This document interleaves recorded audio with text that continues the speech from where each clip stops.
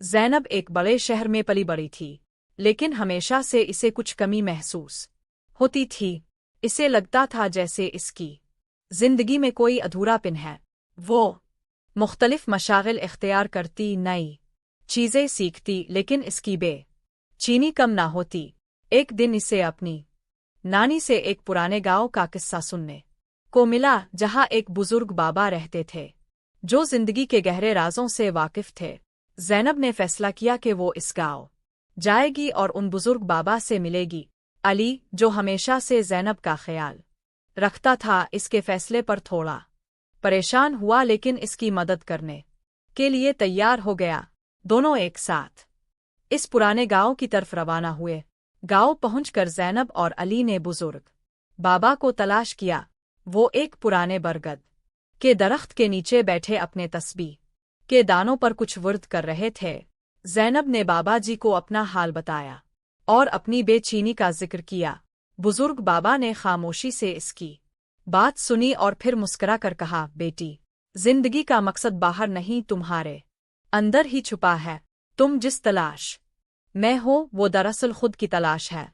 बाबा जी ने ज़ैनब को कुछ दिन अपने पास रखा और इसे फितरत के करीब रहने, गौर ओ फिक्र करने और अपने अंदर झांकने की तलकीन की। ज़ैनब ने गांव के पुरसुकून माहौल में वक्त गुजारा, खेतों में चहल कदमी की और रातों को तारों भरे आसमान को देखा।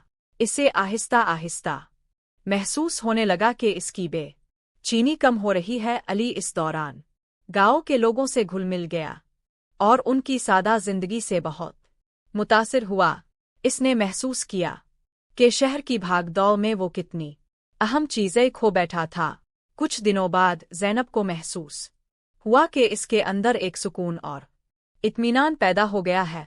इसे अपने तमाम सवालों के जवाब तो नहीं मिले थे, लेकिन इसे ये ज़रूर समझ आ गया था कि ज़िंदगी का असल मकसद हाल में जीना और अपने अर्द गिर्द की खूबसूरती को महसूस करना है।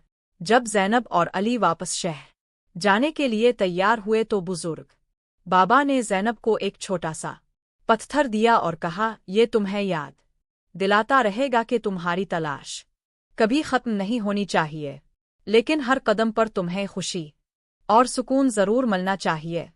शहर वापस आकर ज़ैनब की जिंदगी में कोई बड़ा इनकलाब तो नहीं आया, लेकिन इसका देखने का अंदाज जरूर बदल गया था।